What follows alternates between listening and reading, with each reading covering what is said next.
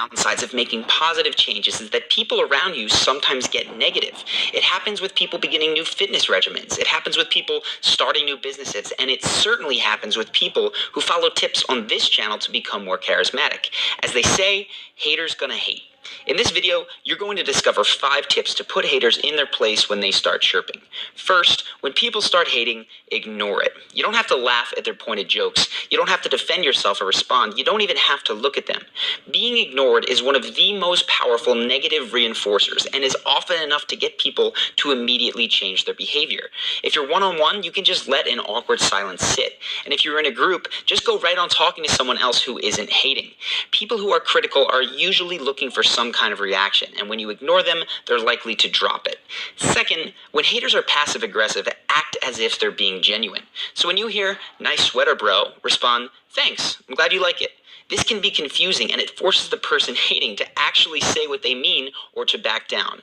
Either way, you will not have to deal with passive aggression. Third is for a special brand of passive aggressiveness called "I could never do that." You tell someone you're living off of ramen on your I just wonder how to deal quest to save enough money to move to Nashville and hit it big in the country music scene, and they reply saying, "Well, I could never live like that." Or you tell them your new fitness plan that cuts out all sugars, and they say, "Well, I could never do that." And then they look at you like you're crazy. Your response should be simple. This.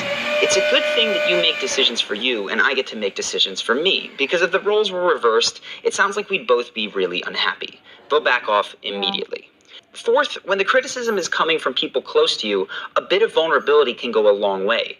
Resistance is what compels most haters to continue.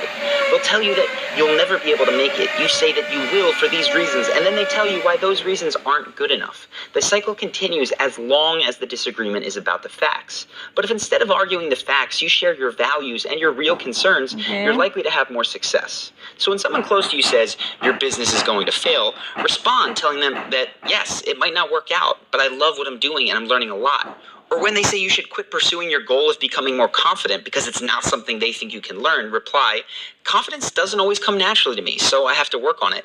But I have seen some improvements and it's had a really positive effect on how I feel, so I'm going to keep going." People tend not to attack when you let them know the emotional reasons that you're working on something. Fifth, find a community. A lot of the hate that we deal with comes from people close to us who don't want us to change. They're invested in us staying the same, even if it comes at the expense of our happiness and growth.